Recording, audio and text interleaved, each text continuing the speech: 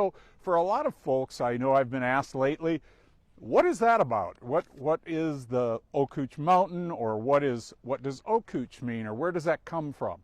So here's a little bit of background and some interesting history on why we call this the Ocooch Mountain Recreational Trails. Now, the first use, and I don't usually use notes, but there's a lot of detail here, so I want to make sure I get it right. The first use where it was in print by the Englishman that the term Ocooch Mountains or Ocooch Hills existed came from Edwin James and a book that he had written titled An Account of an Expedition from Pittsburgh to the Rocky Mountains. Now that was to detail an expedition that he was on that came into the area between 1819 and 1820. In that book, James wrote, "A third of the range of the hilly and broken country in western Wisconsin, which runs past the Wisconsin and near Portage, and it extends southward and northward towards Lake Superior. To this range we have taken the liberty to give the name of those Wisconsin hills the Ocooch and the Smoke Mountains."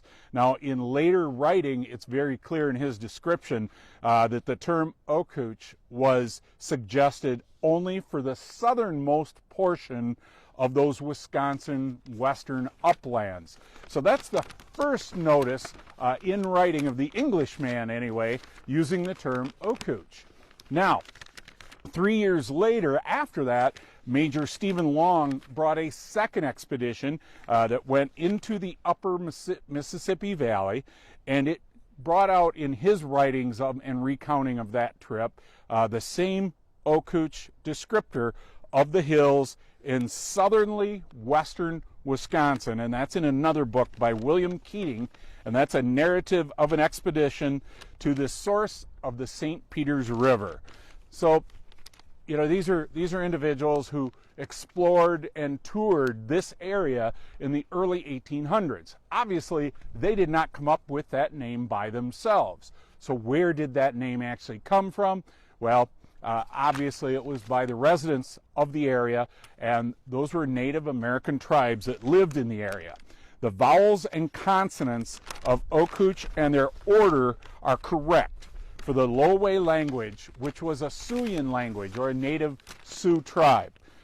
So somewhat native to our area or close to the Richland area. The Ho-Chunk was a related Native American tribe, and they called the hills in this area a phonetically similar name. It was just a little bit different in that they pronounced, or they said Washoe, but that was actually pronounced Wakushe. So to the Englishmen, James and Long, when they heard it, they caught Ocooch, and that's why we have the name of the Ocooch Mountains or Ocooch Hills here in the area. So from time to time, you'll hear that phrase used. As I mentioned, Ocooch Books and Libations right in downtown Richland Center, the Ocooch Humane Society, both of those still exist and carry that moniker. Just another little bit of hey, why do we call it that? A little more information for you today. So if you're looking for things to do and you're coming to visit the area, just go check out our calendar of events at richlandcentertourism.com. You can look forward to a lot of information coming your way here in the near future. We have a lot of exciting changes, some really cool things to look forward to in the upcoming months in relationship to Richland Center and Richland Center Tourism. I can't wait to bring that news to you here in the near term. So until then, hope you have a great time. Hope you're coming out to enjoy our trails. If you get a chance, the Ocooch Mountain Recreational Trails is 3 miles of different up and down. It's a pretty hilly experience, a little sideways at times. If that's your thing, it's great for fat tire biking. It's a single track mountain trail at certain points. Then also hiking and snowshoeing when there's snow. Now we're losing our snow. It's a little slippery right now, but very shortly it'll be excellent for hiking and fat tire biking. So hope we see you soon in the area. I'm Marty Richards with Richland Center Tourism. Have a great day.